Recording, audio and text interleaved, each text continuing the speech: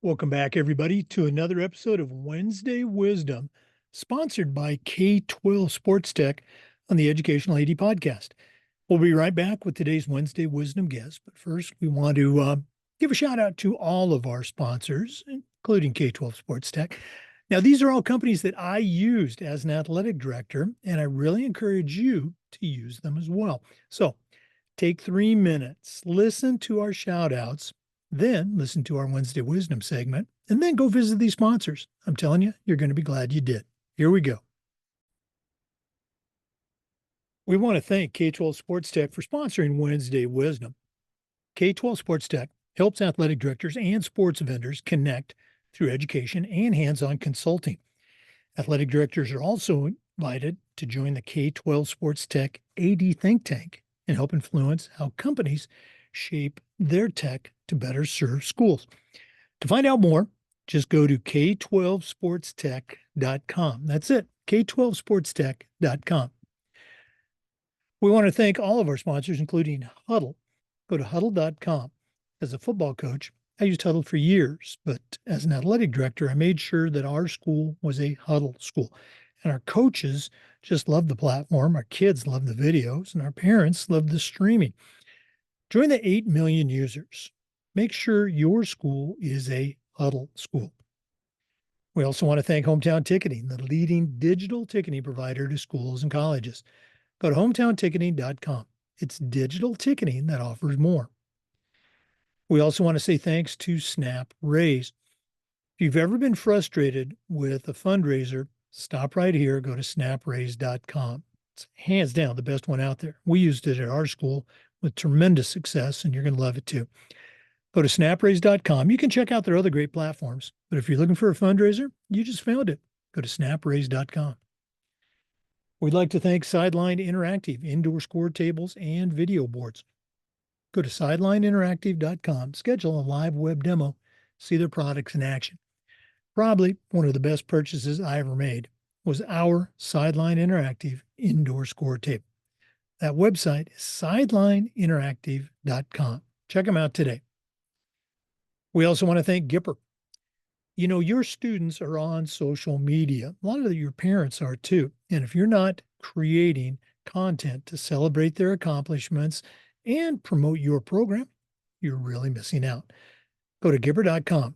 They're going to have you creating world-class content in seconds. And it's so easy, even I can do it. Go to Gipper.com to get started. We'd like to thank Vital Signs Wall of Fame. If you're looking for a really cool way to display your school record boards for all the teams, for all the events, or to show off your school's Hall of Fame, go to Vital Signs Wall of Fame. Take a look at their interactive touchscreen video consoles. It's also a great way to tell your school's unique history and share your proudest moments. That website is vitalsignswalloffame.com. We'd also like to thank Home Campus. Home Campus is a platform that you will use every single day for things like scheduling, uploading scores, results, rosters. How about student athlete eligibility and clearance? Who doesn't do that every day? Well, Home Campus does all of these things and more. Does it better? Does it faster? To get started, all you have to do is go to homecampus.com. That's it, homecampus.com. We'd like to thank the Ohio University Online Masters in Athletic Administration. This is an affordable 20-month, totally online program where you not only earn your master's, you also earn 11 NIAAA leadership training courses. To get started, just go to ohio.edu/info/MAA, the Ohio University Online Masters. And we'd like to say thanks to Athletic Surveys by LifeTrack. If you want to take the pulse of everybody in your program and get feedback, not just from the small percentage of complainers, but from the 98% that support your program, go to athleticsurveys.com. They're going to create a custom survey that lets you take your athletic program from good to great. athleticsurveys.com. Welcome back, everybody, to another segment of Wednesday Wisdom on the Educational AD Podcast. We've got one of our original Wednesday Wisdom team members back with us. She's incredibly busy, but she's given us a little bit of her time. Dr. Patty Raube-Keller. Now, regular listeners of the show will recognize that name. If you're new, Dr. Raube-Keller is the program director for the sports administration program at Boston College. Has an incredible background. She was an outstanding college athlete. She was a college coach. She was an athletic director, and she's worked at a number of different colleges. Now, as I said, she's the program director at Boston College. We're recording this on July 1st, so it's going to be pretty timely by the time you hear it. And when you hear our topic, I think you're going to know why I chose Dr. Keller for this. But Patty, welcome back to the podcast. Hi, Jake. Thanks for having me. Again, you and I were talking off camera. This is a topic that athletic directors, I don't want to say deal with, encounter frequently. And so you currently, you have a daughter. I believe she just finished her freshman year in high school. Is that correct?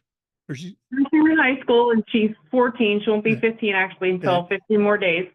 And just objectively speaking, she's a very gifted student athlete. And so I wanted you to share, and again, from a couple of different angles, from a sports professional, from a coach, from an AD, obviously the parent angle, maybe some best practices for athletic directors in working with their parents who might have some challenges about playing time, roster placement, et cetera. It's not easy, but it's something that's universal. So again, welcome back to Wednesday Wisdom. What do you have for our listeners on this topic? Sure. Well, we just got done with a club volleyball season, and we had a young coach.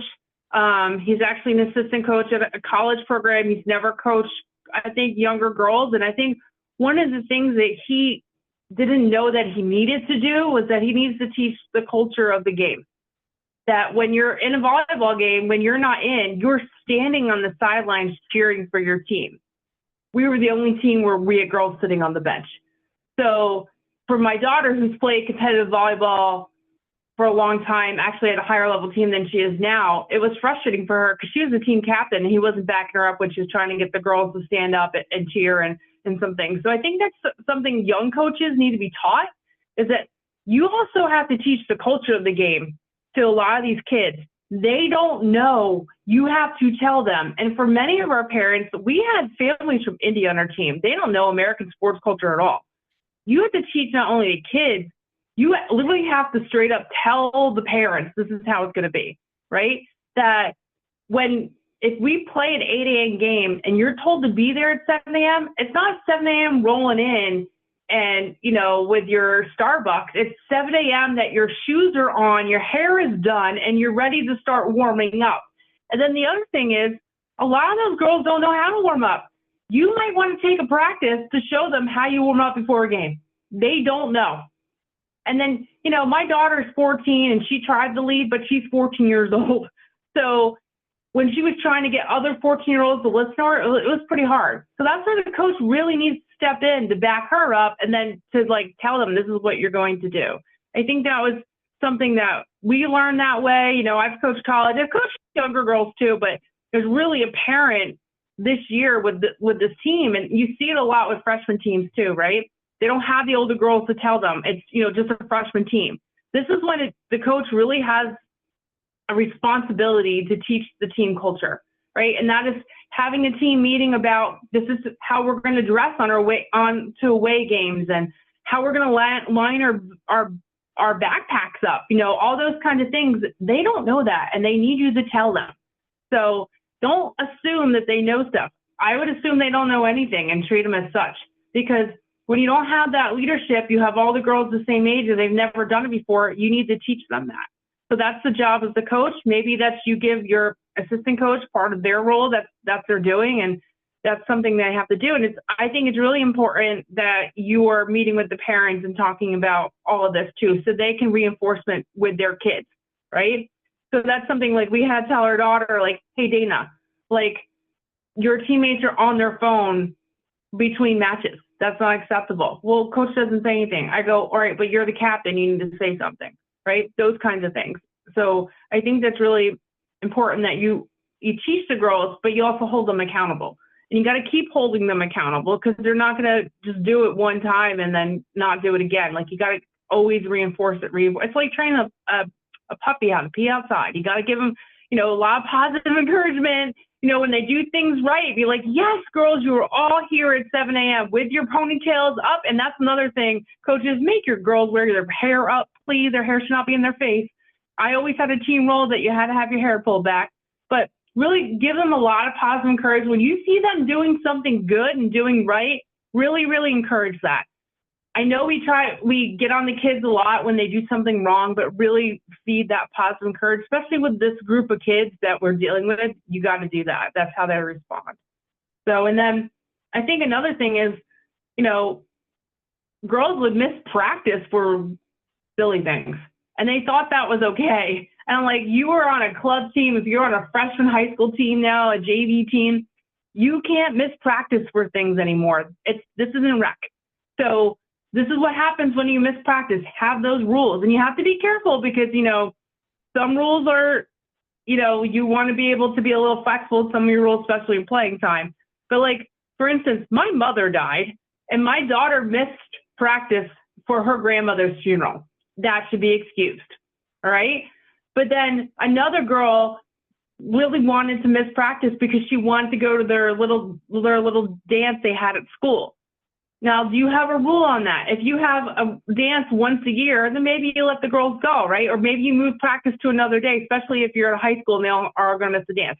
So those are things you got to look around. But there's some things like, well, I just didn't feel like going, or, my ride canceled and all those kinds of things. You got to work with that. And that's the other thing. I really had to get on this young coach. I'm like, these girls don't drive. You just can't move something on the fly. There's a lot of moving parts with us getting these girls to practice. They actually moved the tournament. They moved it over to another weekend and gave us 4-day notice, a whole weekend tournament. I'm like, coach, you can't do this. Like, we have dog sitters, babies. People got babysitters because they didn't want to bring their young children to a volleyball tournament.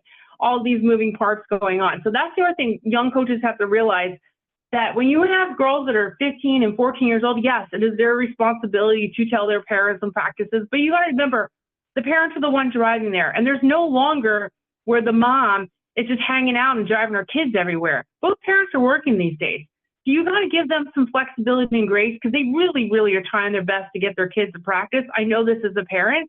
Like, I am moving mountains to get my kid to practice some days. My husband and I are both working sports. We're both repping, he's coaching, so give us, as soon as you know that you have to make a change, tell us. We will do our best to get her there. And I know we even made it a phone tree. Like, I drove 20 minutes extra to get another girl to practice because the mom was a doctor and she was like, I'm in surgery that day. I just can't do it. We want the whole team to be there. So give us the communication availability to help get the other girls to the practices and stuff as well. And then, I think when it comes down to playing time, you have to make it very clear during tryouts what the playing time is going to be. So, kids are if you want kids to make this huge commitment, you have to make sure that they are making a commitment and they understand that they may not play, that you're paying for practice time to get better, right? Or you're playing on a JV or a freshman team to get better, right? To use that practice time to get better, that you might not play. Not everyone is going to get the same amount of playing time. Some kids might get 5 minutes. Some kids don't even come out of the game. That's what it is when you get to this level of sports. And I think that's something hard for parents to really understand, especially if you're playing clubs because they say they're paying for it. But you have to make those expectations known right away. And I think the tryout process should be pretty transparent, whether you have a chart, these are things we're looking for to be at this level. All those kinds of things are really important. Boy, you probably saw me scribbling down all those notes. And again, somebody who spent 41 years as a teacher, a coach, and as an AD, you are spot on. I'm going to go and lead off, and you kind of did this too. There's an expression in our profession, maybe other professions use it. You don't know what you don't know. And you alluded to the young coach, and he probably or she probably knows her X's and O's for volleyball. But those culture things that you talked about might not be on their radar. And definitely the need to communicate those things to the kids was not on the radar. So, coaches, if you're listening, ADs, if you're listening, this is where it falls on your shoulders as that coach of coaches to make sure you are setting them up for success. One of my favorite expressions, I've used it for, gosh, well over 25 years. I wish I knew who said it or where I got it, but everybody who's coached for me knows this expression. Everything you see at a program, everything you see at Boston College, everything you see at your daughter's team, everything you see, it's either coached or it's allowed. Now, which one is it? Do you coach those kids to get on their cell phones, or do you allow them? With the parents, do you coach them to come in late, or do you allow them? So again, coaches and ADs, communicate your expectations to your coaches, to your parents too. And then you're going to probably see the results. You're going to see that culture that you're looking for. And last thing I'll mention is you hit it right out of the park with middle school kids and even JV kids and maybe even a varsity kid. Some of them aren't driving yet. And so when you make those plans, you have to remember that, the boys or the girls on that 8th grade, 9th grade, 10th grade team, they're dependent on mom and dad to get them to the event. Anything else? I mean, that was a master class in about 9 minutes that you just shared for coaches and ADs. Anything else come to mind that you can share while we've got you? Yeah. I think we do some really good things that are surrounding games, like Think Pink games for breast cancer or senior day and things like that. I think it's something that I've seen a lot of young coaches, like all of a sudden the AD forgets that this is the last game of the year, home game, and they have a brand new coach and they haven't told them, like, this is how we do senior day, right? Or this is how we handle a Think Pink game, or any of those, even the walk-up songs, things like that that are new that, your student athletes are pushing or your coaches don't know. I think you really need to take time to sit down and go, all right, these are all the things we do throughout a year. When award ceremonies are, we do a volunteer event, and you communicate that early and often to the coaches and to the student athletes so they know. A lot of times, senior day is left in charge of the freshmen and sophomore kids. Well, they don't know. They haven't been there before. So you got to tell them, like, this is what's expected of you to do, right? Or a Think Pink game, we do donations, things like that. One of the things of the volleyball tournament is when they go down to Orlando at the AU National Championships, they give tokens of little things to other teams that they play, right? Our team didn't do that because the coach didn't tell the girls. So after the third game, the first day, the girls were embarrassed. And they actually were pretty upset that he didn't tell them. Like, a bunch of parents went out that night and bought candy and made baggies of them, right? They just give something. So all those things that are cultural to that sport, take time and, like, through a year and, like, write them down, right? So then all right, this is coming up. I need to talk to my team about this. This is going to happen.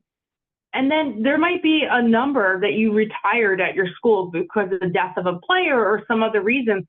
And if you have a kid come in and I want 24, and, like, you might need to explain to them why that's not possible and why they have to choose another number, and, really communicate to them those kind of things. And I think the other thing, like, how you travel on the bus, right? How you walk in a hotel. Like, I have kids running around hotels at 11:30 at night. That's not how you behave. You're quiet. After 8 o'clock at night, you're in a hotel, you need to be quiet. You're not here to have a party. You're here to play. And there's other people in these places that you need to be respectful for. You need to teach them that. I used to get on a plane with a whole football team. We used to try to talk to the gate agent because we put them all in the back. It's like, can you let us board first? Like, they're big, they're 19-year-olds, they're smelly boys, like, those kind of things. Like, and then when we talk to the guys and the girls when we travel, like, everything you do, people are watching you. Like, when we go into Chick-fil-A, don't act the fool in there, right? Like, sit down, clean up your table. You shouldn't be leaving a mess. One of the things that probably bothered me the most this year was the coach was talking to my daughter's team after a game, and all the girls were taking off their shoes and putting their stuff in their backpacks, and they weren't listening to him. There's like 3 girls just looking at him, listening. That right there, I was about to blow my lid. I'm like, how is he not saying anything to stop and look at me? You can put your stuff later, right? So that's a respect level too, right? Where you learn that at home, is that reflected on the court or on whether you're coaching that too, right? That's something that where he needs to stop and say, girls, stop putting your stuff away and look at me, right? You got to remember you're the coach. It's like when I tell people, they always ask me about my relationship with my daughter. She is not my friend. She is my daughter and I am her mother, right? It's the same thing. As the coach, you're not their friend. You're their coach. So you have to coach them up on those kind of things, their behavior, what they're doing. They have to be told this isn't acceptable and hold them accountable to that too. So all those things that you have going on throughout the year, just, on the court or on the field, anything like that, how you treat the refs is another way, right? If you're the coach that's constantly screaming at your refs, don't you think your parents and your student athletes are going to be doing that too? We have a huge ref shortage. Don't yell at the refs, right? You're going to get what you get at this point. Some can't walk, some can't see, but you're lucky you got a ref in the first place. So you got to treat them with as much respect as you can, because those kids are our next generation of referees. So if you're screaming at the ref, they're not going to want to ref because they don't want to be screamed at either. So all those things, you really need to check yourself as how you are as a coach, as an AD. How are you representing the school? Because those kids are watching you. No, absolutely. We could do an entirely separate show on officials and relationships between coaches and officials. Patty, always a pleasure to hear your take and your wisdom. If one of our listeners wanted to reach out, pick your brain a little bit more, or find out more about the Boston College sports management programs, what's the best way that they can get a hold of you? Sure, they can just email me. It's RAUBEKEL@bc.edu. I mean, if you just Google me, Patty Raube-Keller or Boston College, it'll come up. Okay. And Patty's very active on LinkedIn and does a ton of other things too. Dr. Patty Raube-Keller, thanks again for spending some time with our listeners on Wednesday Wisdom, and all the best. Hope you enjoy the rest of your summer. Thanks, Jake. For listeners, we want to say thanks to you and just remind you we upload the Zoom recordings of all of our interviews to the Educational AD Podcast YouTube channel. We do this every single week with Wednesday Wisdom, and just about every day trying to share best practices on the Educational AD Podcast. So thanks for listening. We'll hope to see you next time. Always a great time with Dr. Patty Raube-Keller from Boston College. Make sure you connect with her. A great resource to add to your network. Speaking of great resources, we want to thank our sponsors, and K12 Sports Tech is the name sponsor for all of our Wednesday Wisdom segments. Go to K12sportstech.com. We also want to thank Gipper, world-class graphics. Go to Gipper.com. We want to thank Huddle. Turn your school into a Huddle school. That's Huddle.com. We want to thank the Ohio University Online Masters. That's ohio.edu/info/MAA. We want to thank Home Campus for their support. Go to homecampus.com. Athletic Surveys by LifeTrack. Start taking the pulse of your program. Athleticsurveys.com. Sideline Interactive Indoor Score Tables at sidelineinteractive.com. Hometown Ticketing. Please go to hometownticketing.com. Snap Mobile, home of Snap Raise at snapraise.com. And Vital Signs Wall of Fame. Check out their touchscreen consoles, vitalsignswalloffame.com. Thanks again for listening. We'll see you next time on Wednesday Wisdom, sponsored by K12 Sports Tech on the Educational AD Podcast.